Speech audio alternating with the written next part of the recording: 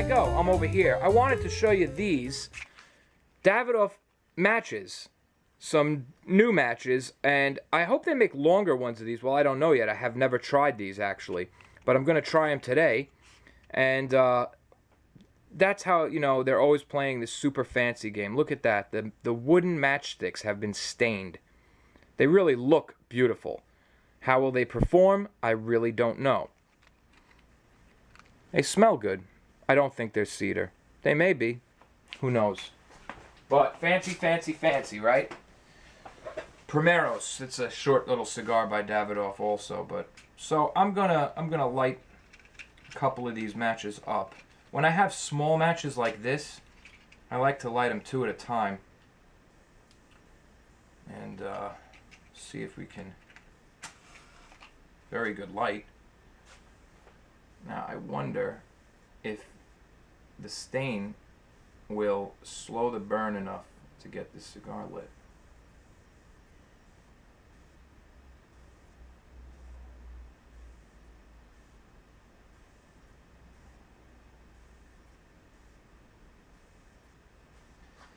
We shall see.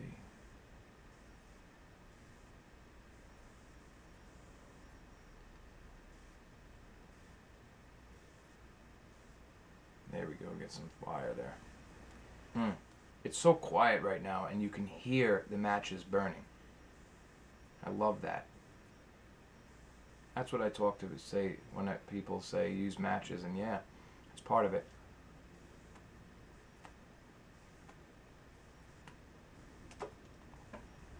Ooh, just made it.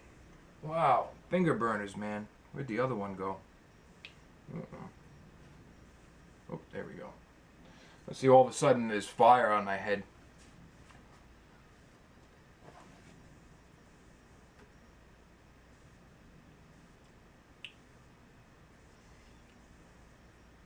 A little part of the foot that's not lit there, I might have to touch that. Okay.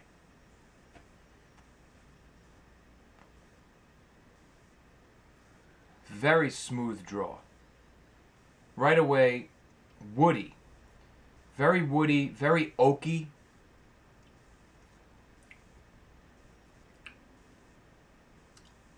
Hints of coffee, you know, or maybe even just like kind of like a level coffee tone.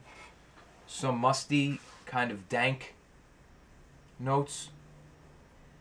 The aroma is spicy, sweet. Very different than Cuban tobacco aroma. Very different. No joke.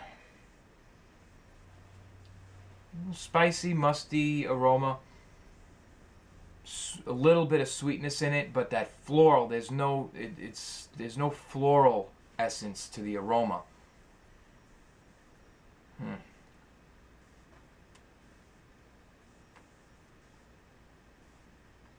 Very nice draw. Spicy. Starting out fairly spicy. Very low, subtle level of salt, you know. Nothing overbearing. Very, very, very faint kind of leathery flavors. Oh, and that's another thing. Well, when we do viewer comments soon, not in this episode, but when we do, we'll get into that. There's a moron out there, I tell you.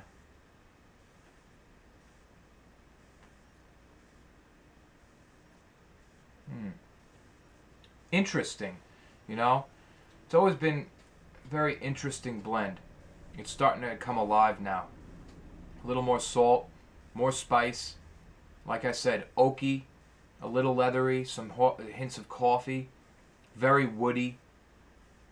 And the aroma, very spicy, sweet, dank smelling aroma. Very, very, very nice so far for a Dominican cigar.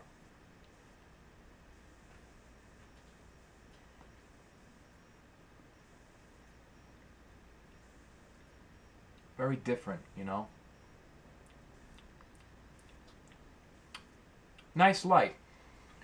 I like the light. The pre-draw was a little bland to me, but I do like the light. A lot of spice going on in the palate right now. Lots of spice. Nice woody. If you like cigars with a nice woody tone to them, very sweet aroma. The aroma is very different than the way the cigar tastes. Interesting. I chose to just kind of let this go. Sometimes you light a cigar and you see a black spot left on the cigar. So you take your lighter and you start, doing more and more and more. You know what? A good cigar should fix itself in that area. If 90% of it's lit and you have a black spot, taking the torch to it, the only thing you're going to do is burn out all the flavor and possibly damage the cigar. So I give it a chance. Go slow with it. Let it light itself. Usually it all works out.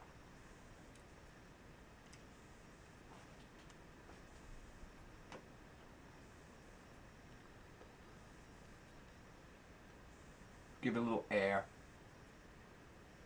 All right. So, oops. That's a nice light.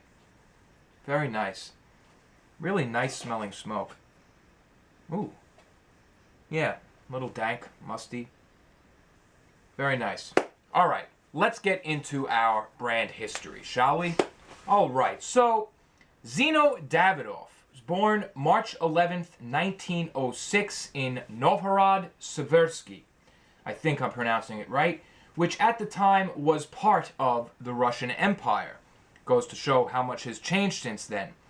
And you'll see right here a little bit of that old history from that time, and how sometimes,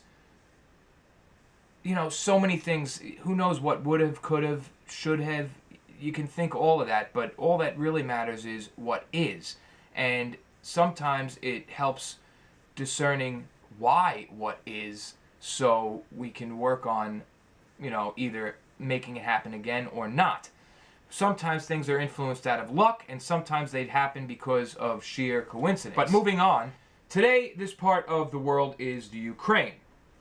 Zino was the oldest of 4 siblings, and his father, Luciano Davidoff, was a tobacco merchant.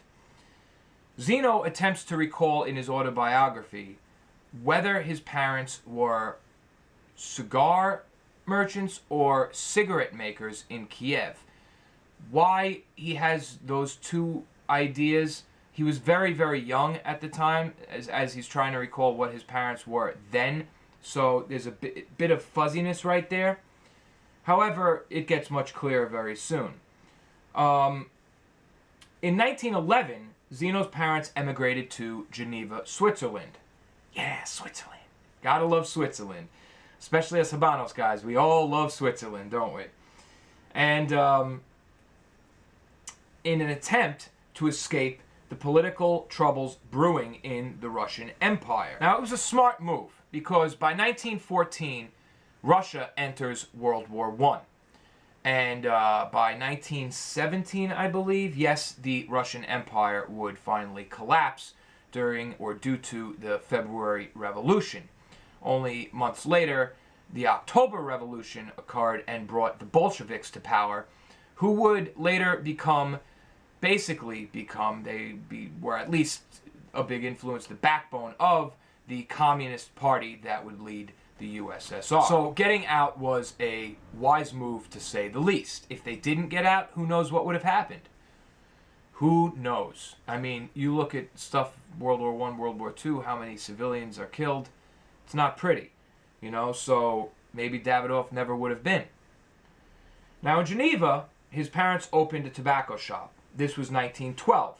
Zino went to school, and after finishing in 1924, he traveled to Latin America to learn about the tobacco trade. Now, I'm wondering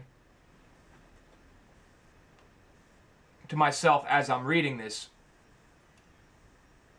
he finishes school and then he travels to Latin America to learn about the tobacco trade. Fine. Well, was that his choice, or was it merely because his family was already in the business? Well, it becomes very clear very quickly, because eventually, toward the end of his traveling in Latin America, he spent 2 years working a plantation in Cuba. Now, to me, there is no better way to learn and get close to tobacco than actually working with it in Cuba on a plantation.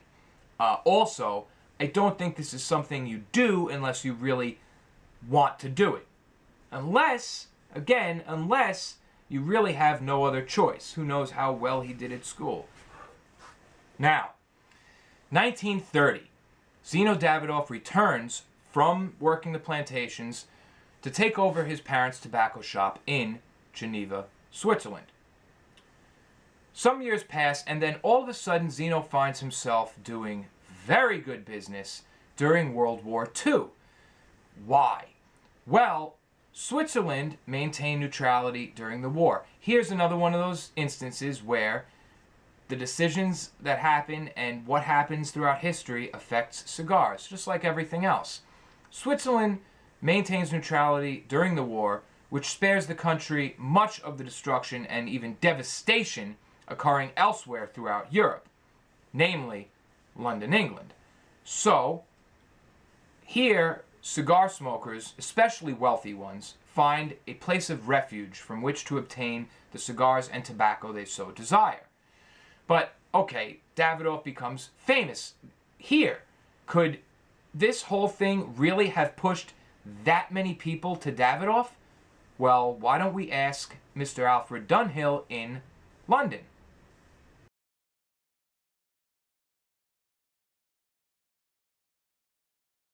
Meanwhile,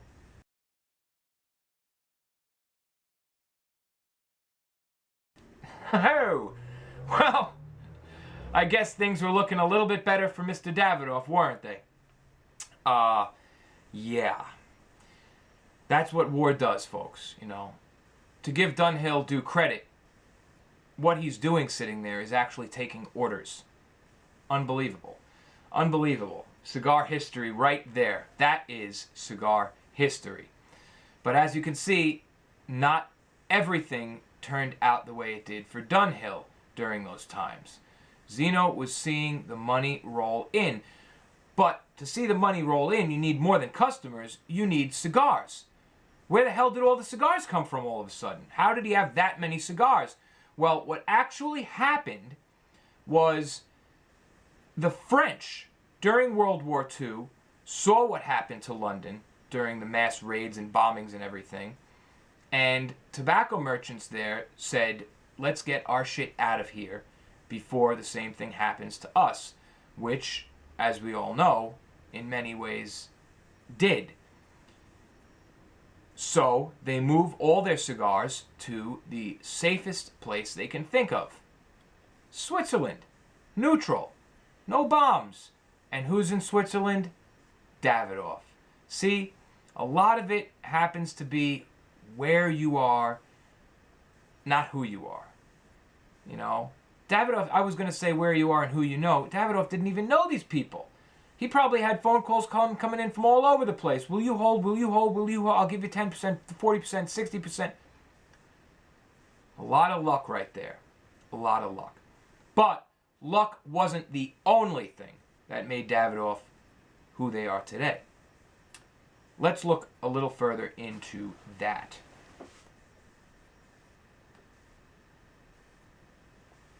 So, luck.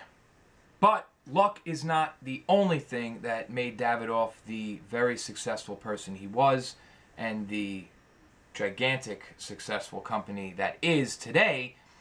It was also innovation.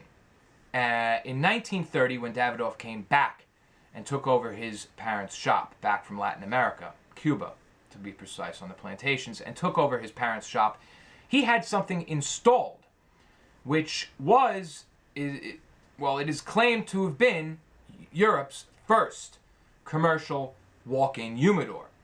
An environment, as you know, for the preservation and aging of fine cigars. But it goes further than that. Davidoff is also credited by many, and this I have to look into. I found it distributed by several sources online, reliable sources, but many of those sources even also say might have been stuff like that. So it's a possibility that he was the inventor of the first desktop humidor. I'm not sure. Personally, I think he was the first person to commercialize the idea that he probably saw a similar device while over in Cuba. Something somebody had rigged out of a box or something, maybe nothing that's made, you know what I mean? I don't know why I think that. It's not that I don't think he has the brains to invent something himself. It's the fact that no one can prove he did, you know, and people keep saying might have been, is claimed to have been, etc., etc. I think that he definitely invented the world's first high-class, fully functioning, elegant desktop humidor, but I don't know about the rest. Anyway, moving on. Now, it would be many years still before Davidoff had cigars under his own name or his own brand. Decades, in fact. But his involvement with the Cubans would begin much earlier than that. It's the 1940s now, after World War II, and Cuba is finding it very difficult to distribute their cigars. They need a new boost. They need a new marketing strategy. They need something. So they went out and looked for it. Now, notice how I didn't say right away, so they went to Davidoff, because, yeah, that's one part of the story, but here, again, is a piece of cigar history where there are two sides to the story, and no one can seem to fucking agree. And then there's a guy in the middle with a third story, which is probably the closest to the truth. So we're going to look at that and see what I'm talking about.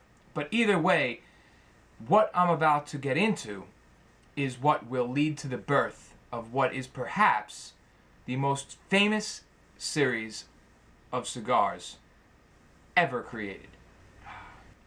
Now we're about done with our first third. So before we get into moving on, let's talk a little bit about the cigar. Well, first off, I'm getting a very dry feeling in the mouth.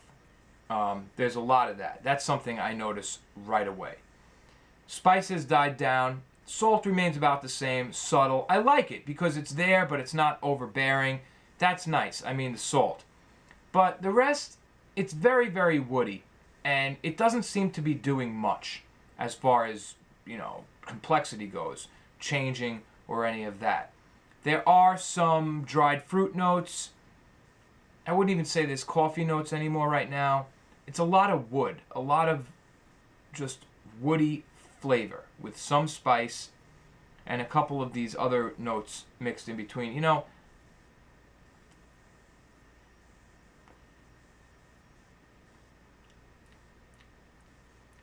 there's a very, and that goes along with the palate feeling dry, I think. There's a very dank note mixed in here that's classic, that I believe is classic to Davidoff. I tasted a lot in Davidoff cigars, at least from the regular Davidoff series or the standard Davidoff lines. And some people like it, some don't. I happen to enjoy it, you know, as it's mixed in with so many other things. Burns through the nose a bit. Peppery through the nose, a little floral. No surprises there. The smell of the aroma is very nice. It's very sweet and bready. I like that. The cigar itself may be described as bready, but mostly woody. It's a very woody cigar. Some spice. And that's about it so far. So, we'll see where she goes. Burn is coming on a little uneven. I may have to help that out a little. Producing a very, very beautiful, very white, light gray, tight ash.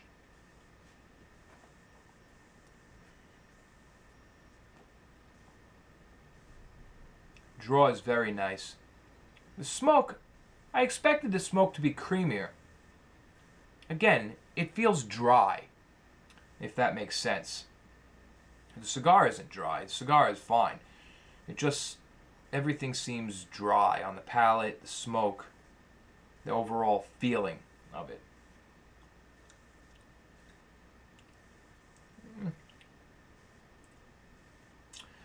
But it's nice. It's nice. I wouldn't say it's grand or spectacular, but it's nice. I'm going to let that burn. I might have to fix that up a little. Anyway, that's our first third. Nothing spectacular yet. So let's keep moving on, shall we?